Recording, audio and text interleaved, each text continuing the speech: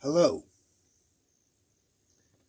In today's video, I'm going to cover a few questions that have been asked within the Jackrabbit support server. The first question is going to be from .com87, and that is, do I pick the coin first and make the recipe around that coin, or do I pick the recipe and then find the coin that best fits? This is, in many ways, the proverbial chicken and egg question. Which came first? In the context of what I do, actually both. If I'm releasing a new module, I will build the recipe around that module and then find the best coins. You've seen examples of this numerous times already from the videos posted in the updates and welcome areas. But what if I want to pick a coin that I really want to trade in, and I want to specifically trade with that coin? That means then that I need to build a recipe specific to that coin. That's a bit different and more difficult, in all honesty, because that relies on knowledge of the coin. I'm going to demonstrate this here with a very specific coin that has a very problematic history. And that is BNB. Let's find the right coin that isn't on the basis of perpetuals or futures. Now, Binance coin, or BNB, is a very interesting coin. CZ is the master of marketing. He will pump this coin up, get people really interested into it, and then lo and behold, it takes a pretty sharp drop. This coin can be brutal, as it swings and rides like a roller coaster in many ways. So, in trading this coin, the thinking process I would take, and I do take, is I look at the coin itself. When you see the coin on the chart, pay attention to the highs and the lows. See what the spread is between them, and do this across every single time frame. You want to know exactly how high and how low a given circumstance is going to go. You want to see the spread.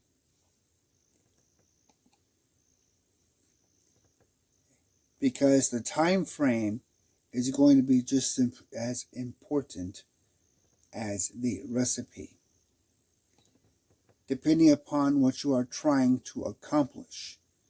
You may want to look at higher time frames versus lower time frames.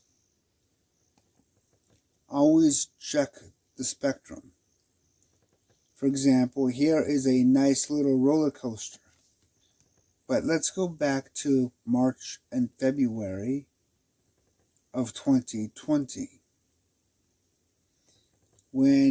Actually, this is a good example. It came up, rode the wave, and then slam, it hit a bottom. This is the kind of stuff you want to be aware of with BNB. This coin is very prone to this kind of an issue, and it happens very quickly. Now, let's keep going to... Alright, so that was in 2020 November. Here's another example, not as brutal in terms of the ride, but still, this is only a 5 7-day period that this shift took place. So, this is the kind of stuff you need to look at. Look at the history of the coin. Study the coin. That is the first indicator of what recipe you might want to consider to protect yourself against this kind of a cliff-dropping experience. And as you can see, there are several times over the course of this coin's history that such drops, both minor and large, have taken place. So it is something you need to be carefully aware of. Here is another one, the March 2020 crash. As you can see, it, well, pretty much the same thing as everybody else. Started nicely up here, ended horribly down here. So, the thinking process for me, the very first thing I think about when I look at the coin and I see this kind of a history, what is my maximum exposure? How much do I want to put on the line, worst case scenario, when this coin goes down the toilet? That is the very first thing I think about. And one of the very first modules I plug into the chart, ironically, is the last module of my recipe.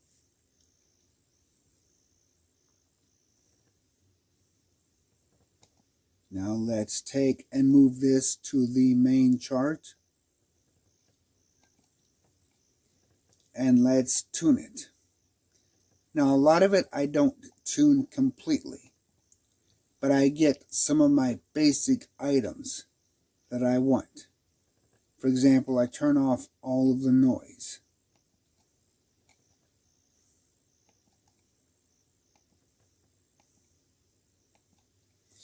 Since I'm on the chart itself, I don't need a price action line. Second, I know I want to use a take profit approach. That's what I want to start with. Now, here is where I decide how much budget. Right now, this is a $1,200 budget. This is a $600 budget. This is a $300 budget. How do I get those numbers? Easy. The deviation is the number of steps that the full volume of the coin will take before it is liquidated. That is, a 1% deviation allows for 100 steps to cover 100% of the volume of the coin. A 2% deviation allows 50 steps. 100% divided by 2 is 50. So for 50 steps, I will exhaust the entire volume of the coin. A 4% deviation allows for 25 steps. Now, in dealing with your budget, if 1% at an $11 position size is roughly $1,200, then you get $600, or 11 times 50, technically $550. 600 just gives you a little bit of padding for price fluctuation. 4%, 25 positions, $300, or technically $250 something. Now, I always look at the price deviation profit line. So I want my profit to be 2% of my initial purchase position size. So for here, with a deviation of 4% and a maximum budget of $300, my maximum profit is going to be 2% of that, or roughly $6. So it sounds complicated, but once you start thinking about the process, it's really very simple. And it's also a method built into my process for mitigating my risks. So really, it's all you need. Because of 4%, I don't need to set the exit position because I'm not going to exceed 25 positions. So right now, I'm not going to change anything else. That doesn't necessarily mean that later on down the line, I'm not going to want to make those changes. But for now, this is important. My next step is I'm going to put the historic price action, because I may not necessarily finish this recipe in one single day, or I might end up with multiple versions of this recipe that I will need to compare side by side. Doing this approach means I don't necessarily have to think about or factor in retracement, which could potentially double my budget. So by doing this, my budget is fixed, guaranteed, not going anywhere. So this is my first stage step. It's set, it's running, nothing's happening. Nothing new because I don't have the next stage. What driving point or what module will actually begin the sequence of purchases and sells? Experience does help here, but there are a few standouts that make the job easier. For example, ADX can find a trend. ATR can find the true range of the asset. Bollinger Bands can find volatility. MACD can find convergence and divergence. Moving averages can be a crossover or momentum or any number of cases. And in the case of the market, if you want a trend, then momentum is always a good place to start. And that is exactly where I'm going to start with this one. Momentum. I want to see my momentum. Now I'm going to do an advanced technique called stacking. I want to stack the chart. So when I'm looking at my different points of view, I can get an idea how everything is going to connect. This can get confusing if you don't take your time. But overall, you will see it makes sense.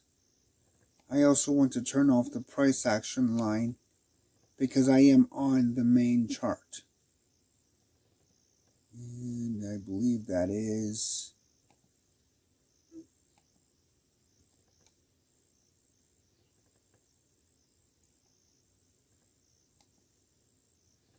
Okay, both of these. Okay, so now I have just the moving average and I have the candles as they are. And as you can see, with just this very simple moving average, I skipped this here. This is just a simple crossover, and yet it skipped this drop. And this is not even momentum yet. Now again, this is where experience comes in and sometimes just playing around. But first, let's connect the DCA. Let's get things actually connected. So we're going to put the signal line. There we are. So now we see the moving average crossovers. We see the take profit. We see the average price, and we see the deviation. Now I'm going to go one step further here, and I'm going to turn off not in this, wrong module. I'm going to turn off the buying or selling in the moving average, because that's not where I'm placing my alerts. My alerts are going to go on the DCA module. So that is what I want to see. Period. This is just the mechanism I want to get to here. So right now, with just a simple crossover, here is what I have. Not bad, but I need better. I want better. So I look at this and I look at the maximum buys. This is where the thinking process continues. I want this number as high as possible, and I want this number as low as possible. So for this approach, this is simply too high. I want this number lower. Now we focus on how we get this number lower. I want to move from a crossover approach, hide this for now, to a momentum approach. This is where experience does help, but trial and error is also a good source. I prefer a split channel momentum. I like it because it creates a void, and that void always allows me a buffer zone that I can begin to work with.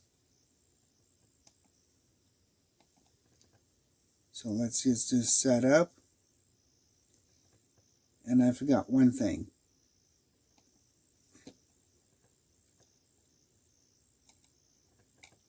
I need both of these to be the same.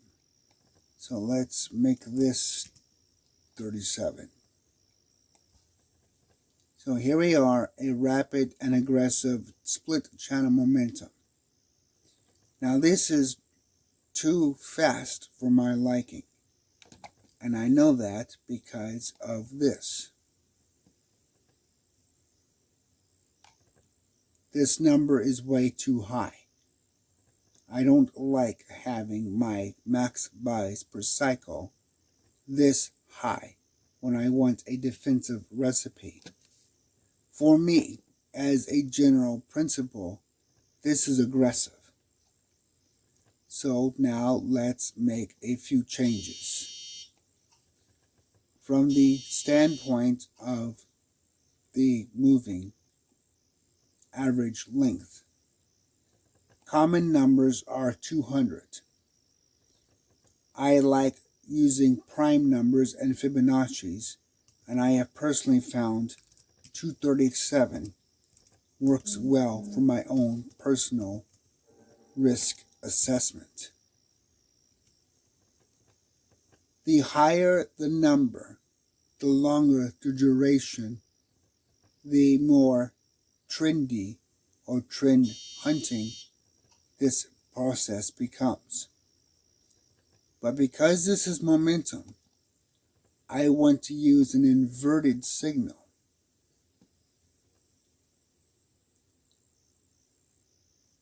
So invert the signal, same length, same structure, high and low. Now, the advantages of an inverted signal are important, and let's actually look at that. On an inverted signal, you purchase up here. Let's actually hide this so we can see. And let's turn this on over here.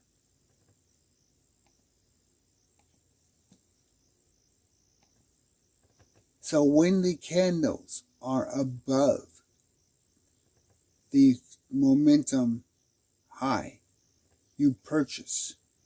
When the candles are below the momentum high, you sell. This looks backwards, but the logic behind this is very simple, right? Let's see if I can zoom this in. The sweet spot between here and here is right here, when the market changes direction. That is where you want your first purchase, right when the market changes direction. Therefore, you are at the bottom of the market and it is going to go upwards now. So that when it gets to the first selling point, the first selling point should be reasonably the high of the market for that period. So by looking at the low of the market, which will be right here in this case, and the knee high of the market, which would be up here. These are the techniques that momentum can give you. And it's not done yet. This is a single momentum. Remember what I said about this coin being particularly nasty? Well, here's your first purchase. Here's your first sell. Notice how far up it rode. But this would purchase all the way up. Except for the DCA module will prevent that. So now let's go back in and hide the noise and look at the DCA module. So you buy, you sell, you buy, you sell. Because we're using a take profit, you're literally riding up the momentum of the coin. That is significant. But if you go back to a drop, let's see.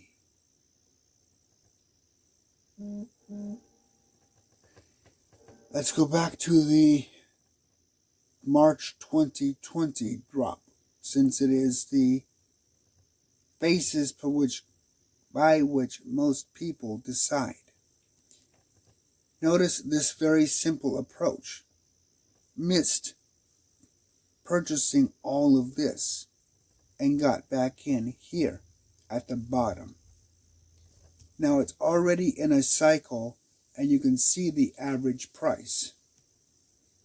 But because of this approach, I don't have a huge investment, but it's more than what I want for my risk. That is the realistic fact of how you can proceed with this kind of a coin. And as you can see, you can follow it back and you can see exactly how the deviations kick in by only making strategic purchases. I want to take this one step further though. I want to use a system that takes this down more. I want to use a confirmation.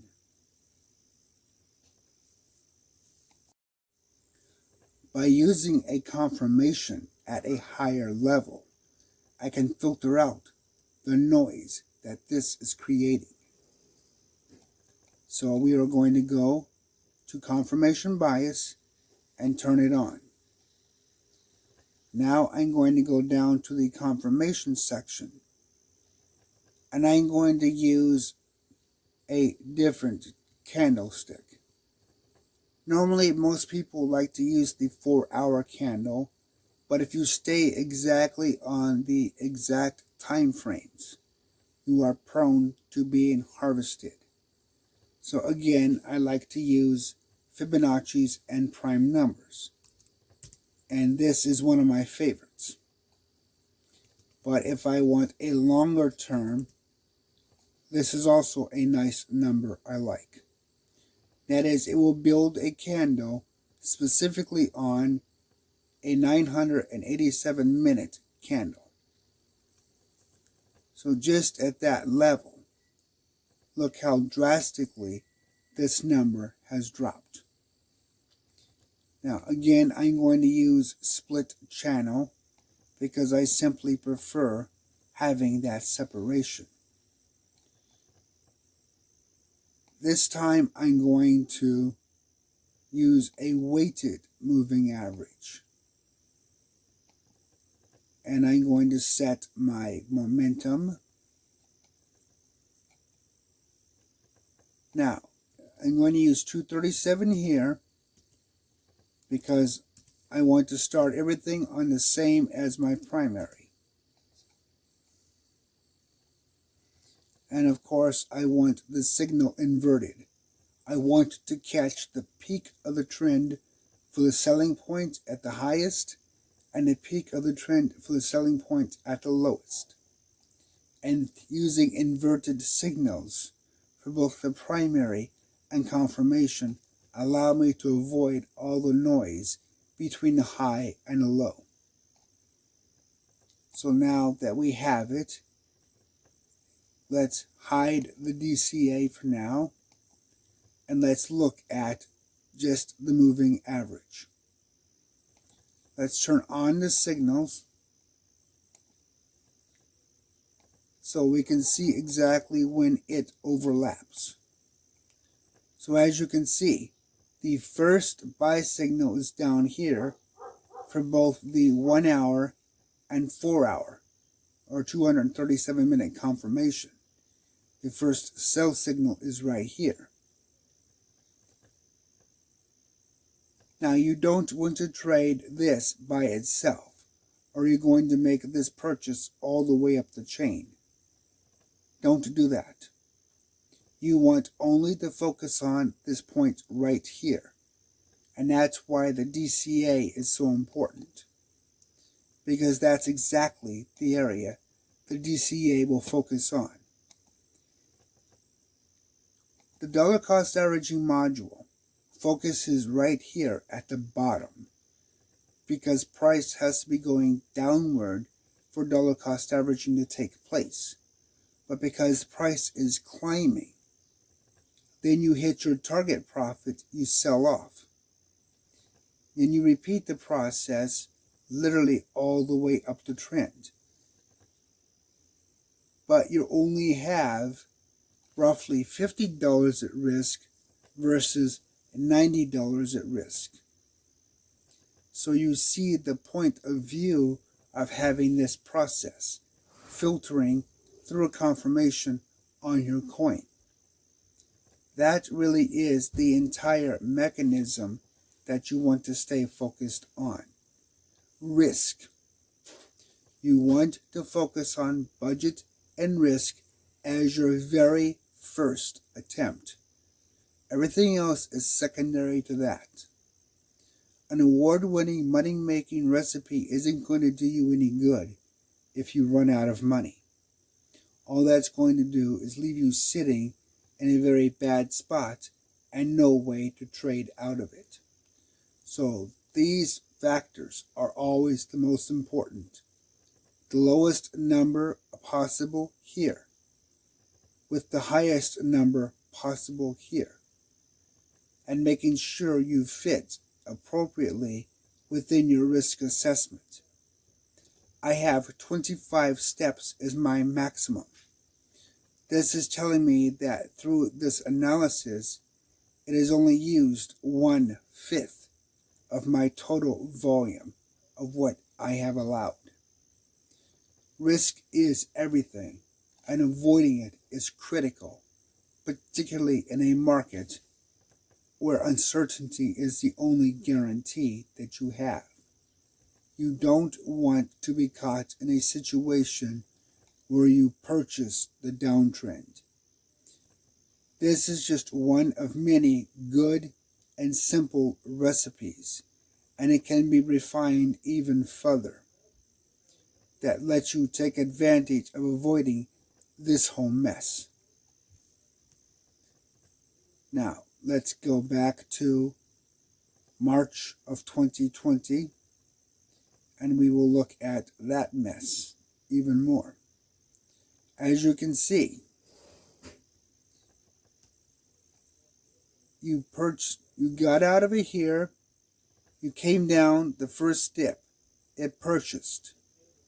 It skipped all of this and it purchased again. You can see through the blue line how it affected both the price average and how it affected the deviation. This is the kind of approach you want. Now, here is the downside to this kind of a risk mitigation approach. Here's your first purchase in March. March the 3rd, to be precise. You don't actually clear the asset until the first selling point here, which is August, July 30th. April, May, June, July. 4 months you sat in this position waiting for it to clear because it was channel locked. That's the risk with this kind of situation. It did eventually make a profit, but you were channel locked for 4 months. Now the advantages, of course, are you didn't accumulate during this process. So this is the balance you need to take into account, and also the reason why you need to balance trade frequency versus the amount of budget you're willing to risk. You are willing to risk. For example, this is with a, tongue-tied here. This is with a 4% deviation. Let's go to a 2% deviation, or a $600 budget.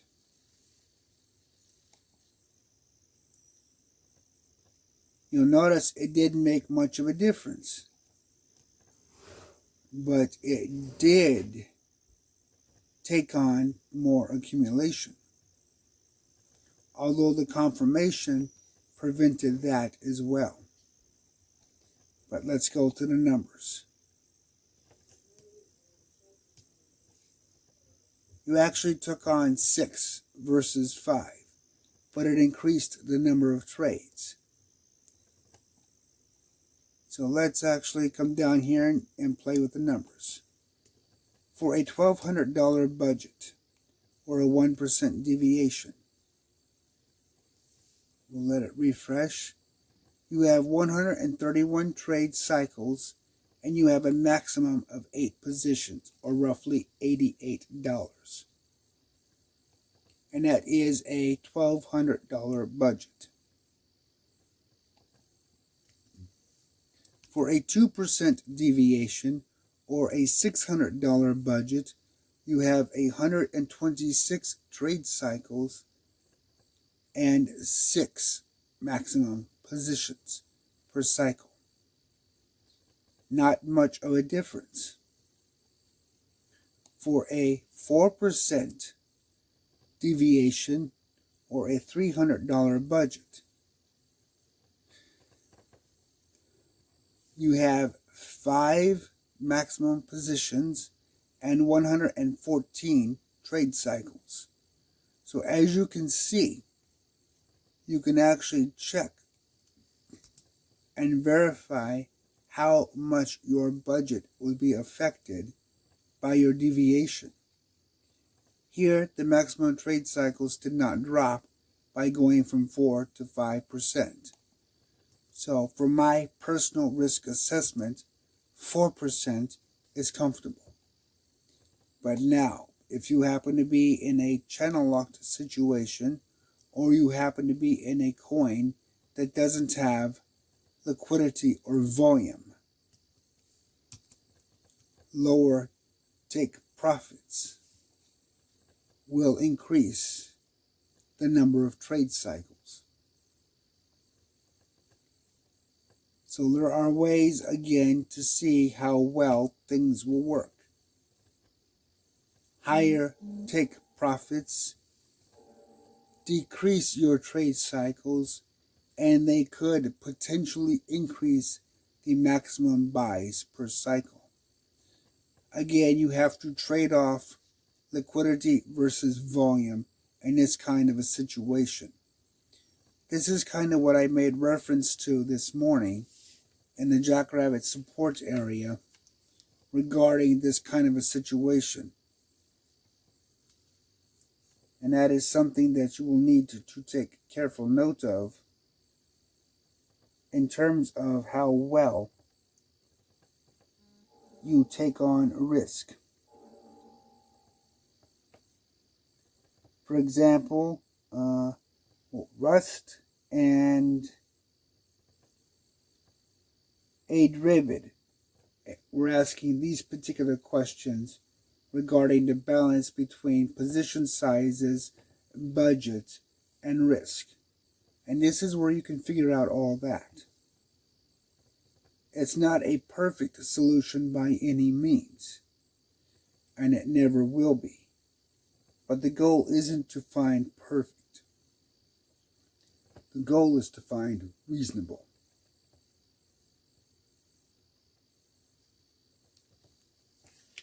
And that is your biggest situation. I find 2% to be reasonable for most coins. For some coins that have low liquidity and low volume, I find 1% to be reasonable. But that is basically the situation you want to look at. You want to focus on the ability of actually focusing on your maximum buys and your trade cycles. Those are your first two priorities as they determine budget and risk. Then you want to look at your market coins here. In this particular situation, I found a double momentum does well in mitigating this risk. And it's an easy enough process that I can get in and get out and actually follow through with some very nice profits. For example, getting in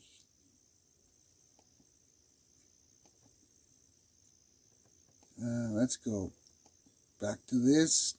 Let's hide this. Getting in down here, sell, in, sell. As you can see, I ripped the market all the way up, making profits along the way. So this process is simple but effective. It can be made better. For example, I want to trade on a 5-minute chart, but I want to use a very underhanded technique. I want to use the 57-minute candle or the 1-hour chart as my first confirmation.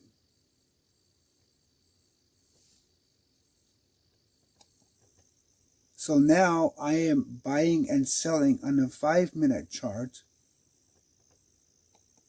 but I am doing so using the 1-hour chart and the 4-hour chart to mitigate risk.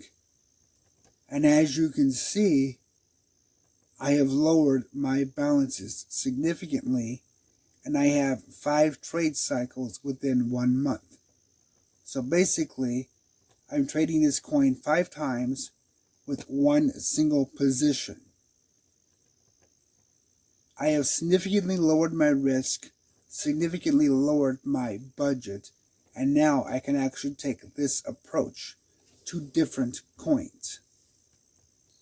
Again, another technique that spreads out my budget. Let's see when the last trade was. A lot of this is simply trial and error.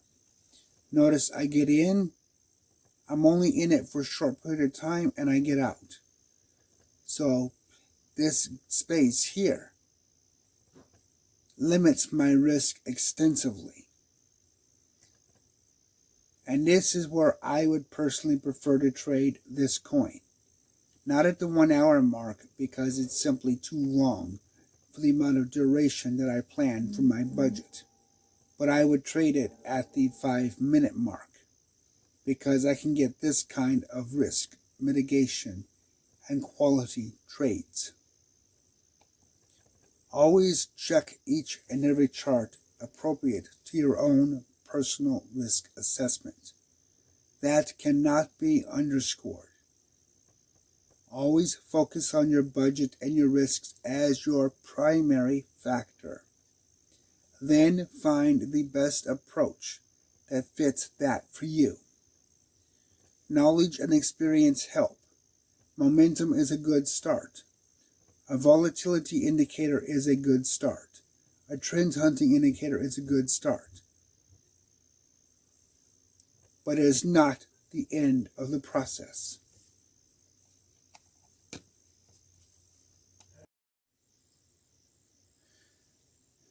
We could simply stop here, as we have a recipe that works well with this coin. But that doesn't answer the question of what the best recipe would be for this coin. The only way to answer that question is to make another recipe. So we're going to come over here and split the screen. We're going to go to the second screen and we're going to enlarge it. And again, I'm going to start with the DCA module. So let's get that loaded.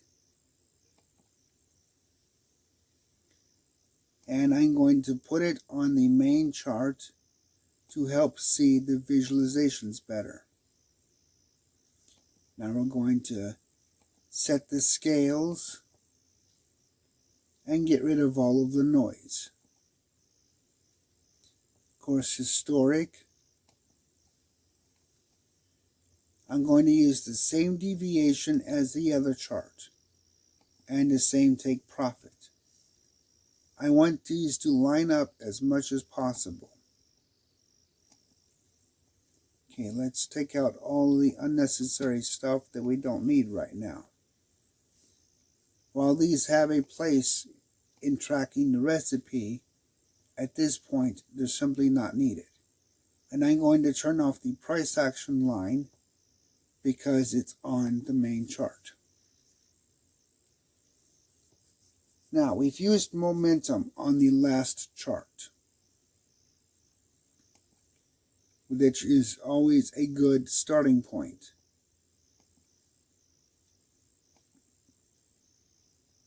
So there's momentum. That's how it shows up. Of course, we have the split channel.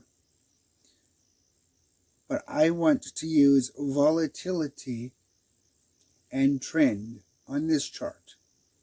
And that would be Bollinger Bands for volatility and ADX for trend.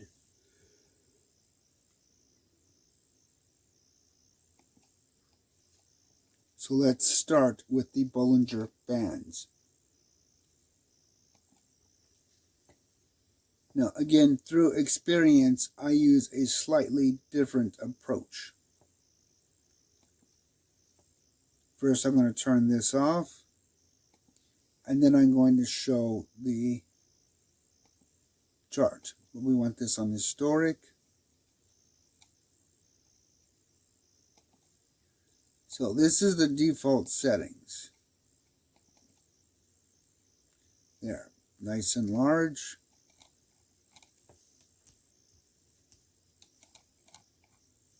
The black line is the price action. The blue line is the median. The green line is the upper boundary. The red line is the lower boundary. Classic standard Bollingers.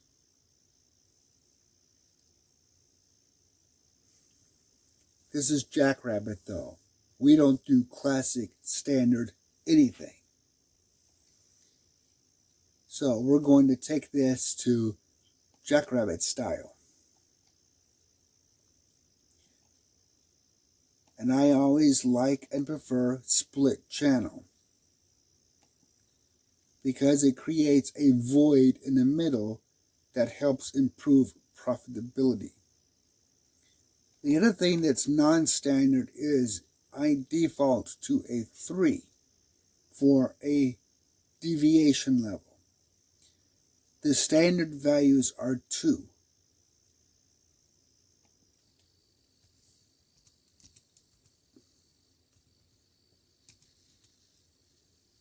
Two doesn't project as much volatility.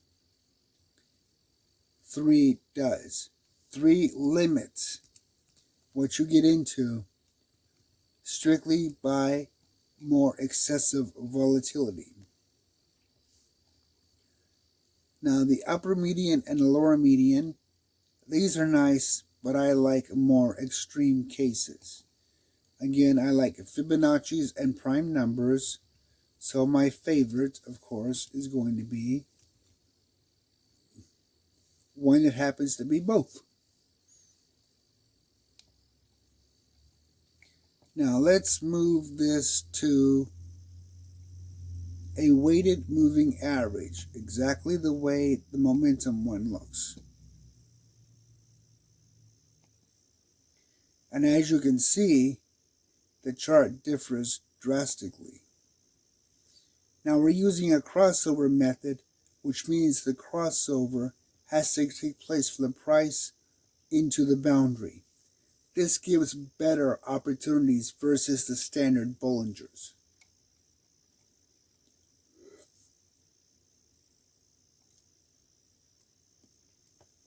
And as you can see, with the deviation at 3, we're only looking for the more extreme cases of volatility. So now that we have that, let's take a look at our DCA hooked up to Bollinger Bands.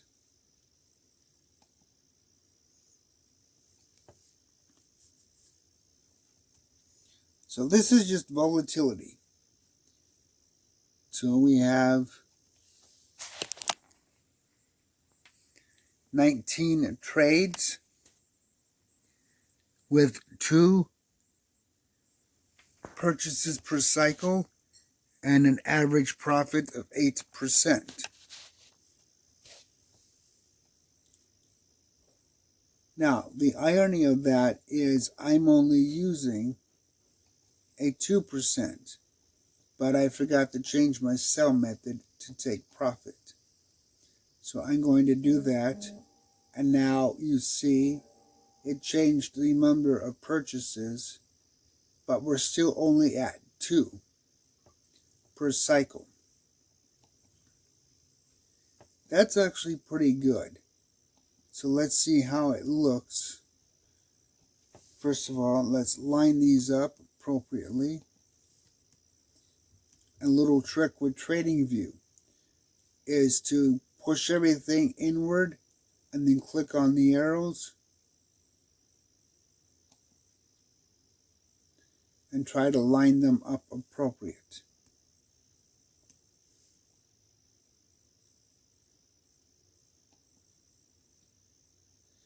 Okay, so if you line them up, sometimes it'll move both panes at once, sometimes it won't. In this case it's not, so we'll just do it the hard way. Not a big deal. But there you are. You can see a side-by-side comparison. Now ideally, this looks better.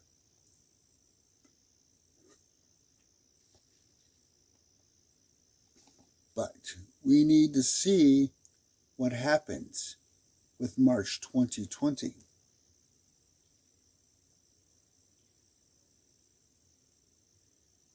Okay, here we go into 2020, November. So what happens March 2020? That's going to be the question.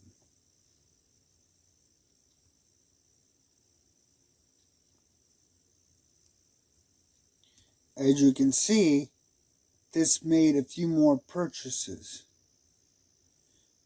Again, the DCA, it popped here and it picked up here. That's different than momentum. Momentum skipped this entirely. But look how long it stayed in the cycle. Just as long. So as it is, this is a nice hedge as well. Although it stayed, I believe, a little longer before it came out of the trend. So we have the volatility part down. Now, let's look for the trend part.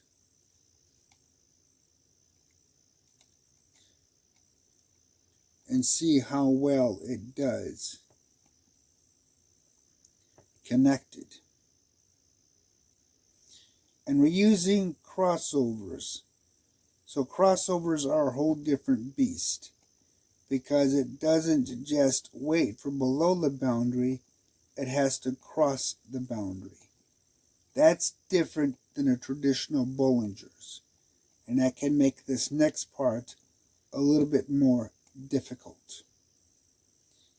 So let's start with just this, and I'll explain why as I zoom in. You can't see it zoomed out, but when you zoom in, you do see the issue.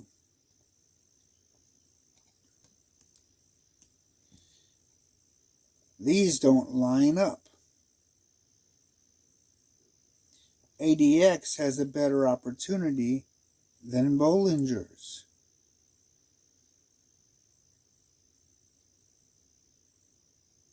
So how do we get these to line up?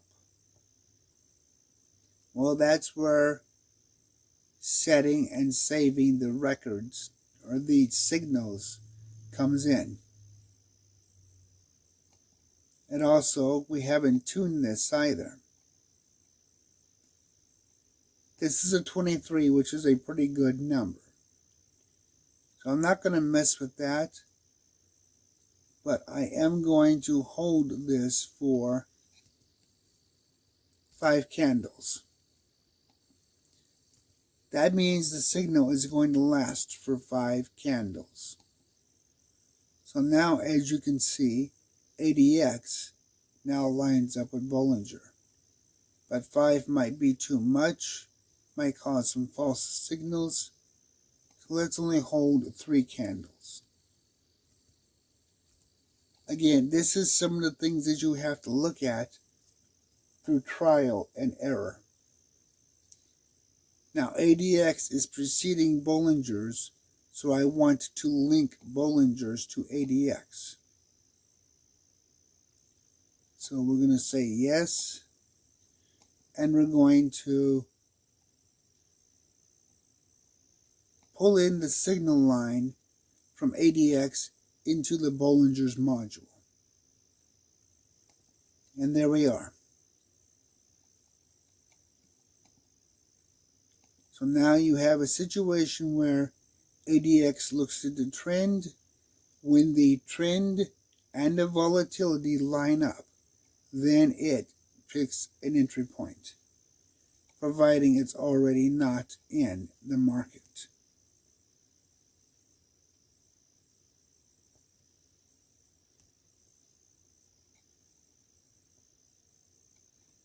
Okay.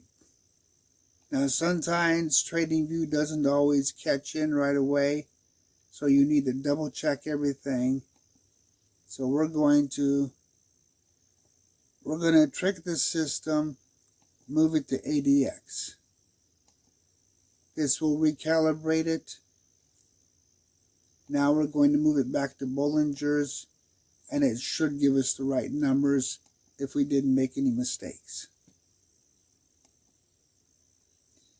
There we go. Now, again, this has to do with caching. Sometimes the web browser caching, other times just TradingView caching itself. Not a big deal, easy enough to work around, and little tricks like that are easy to manage. So, here we are. We have the DCA kicking in and selling off, and we have it doing it very quickly. Notice how quickly the buy point and a sell-off point take place, because we're getting in both between volatility and trend. So your hold time isn't that great. Now we are at the 1 hour mark. Okay, so let's start going back and checking out how this looks in the past.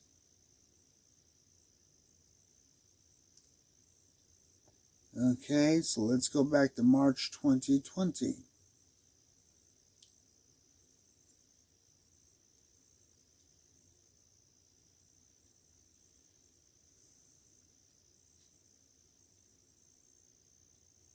Okay, went too far.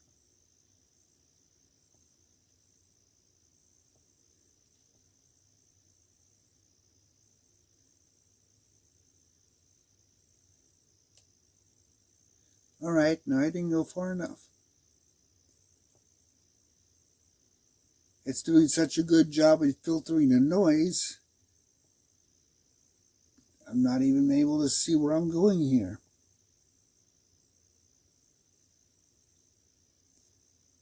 Okay, July.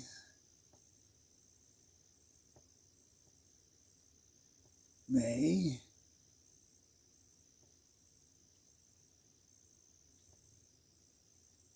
March 2020. There it is.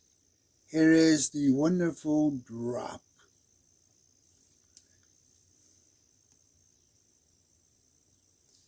And there's the, there's the first drop in February, and then the big drop in March. And notice it sold off. Didn't get into the market again. The market drops, and then it gets back in. This actually doesn't get back into the market at the 1 hour mark until right here. So this is a nice little recipe. This does a good job. So if you're looking for volatility and trend, this is nice. But I don't want to trade the 1 hour. I want to trade the 5 minute. Let's see how it does there. That's not bad. I can live with that. That's actually pretty nice. In fact, that is actually better and more comfortable in some respects than this one. This one has 6 maximum trades.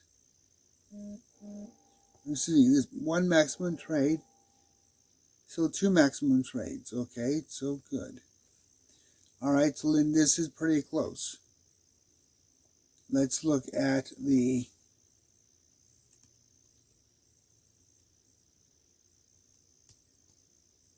scale this down. Let's get where we can see everything going. So we have 5 trade cycles, 12 trade cycles. So this has double the trade cycles and double the risk, because you're exposed more. Is it worthwhile? That depends on what you're trying to achieve. We could, of course, combine both of these into one recipe and see what would happen. But for now, I'm going to leave that to you to do. Let's save this. So, 2 different recipes, trend and volatility, and one is just pure momentum. Now, the momentum is a confirmation, whereas these just reside on the time frame you want to trade. Both look good, and I'm willing to bet the combination would be spectacular. So, is this better than this? Yes and no. Can we keep going? Absolutely. We can go to using vol%MA and actually looking at the actual percent changes within volume and the candles. We can go to MACD and looking at whether or not convergence and divergence is a way to look at the current market. We can go with Bollinger's RSI, or we can add RSI to this recipe and look for support, or look for resistance levels. We can add support or resistance. We can add average true range. This is only the beginning of the process, and it is by no means the end of the process. The end is when you feel comfortable with the level of purchases versus the level of risk on the coin and time frame you are trading. I personally like this. I would more than likely double up and add this as well, just because I like where this is going. So there are, again, a lot of different combinations you can accomplish. In fact, let's see if copy shows up here. Okay, nope, still won't show up, but that's fine. On the PC, you can copy one indicator to another chart. Sometimes it works on a tablet, sometimes it doesn't. Right now, it's not going to, but nothing new there. So, pick your risk assessment appropriately. Pick your recipes appropriately. This is a nice recipe. So is this one. Momentum is always a good way to watch the market. Trend and volatility are also good ways to watch the market. So, the next question, or the next thought in my head, would be to find a way to put everything together. That being, I have momentum, trend, and volatility all in one recipe.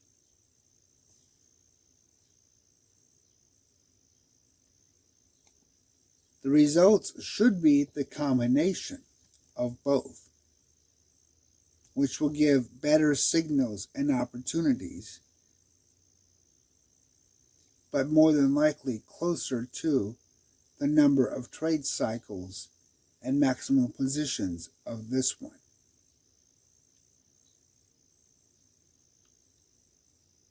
There are no easy answers, and only your risk assessment and budget will dictate the best recipe. I can give you dozens of examples, and I like both of these for this coin. But will this work with another coin? I don't know. Unlike my normal practice of picking a module and then finding the best coin, when you have a coin you want to trade, it is, I won't say significantly, but it is quite a bit more difficult to think about your approach for trading that coin specifically, because a lot of what you do has to revolve around that coin's own unique dynamics and characteristics. Hopefully this will help in terms of the process I use, and it will help you see that as you progress with different combinations, understanding the market getting an idea of how each module works, and then seeing how the connections take place can develop into a long-term process where you will get to the point that eventually you will have an idea of what particulars will work for you on past and previous history. I found for me, momentum, volatility, and trend are always good starting points. That may not necessarily be where I end up, but they start out well. Having a good budget and risk mitigation also start out well. So by starting out with a consistency and a process, you can develop from there into a large number of potentials and possibilities.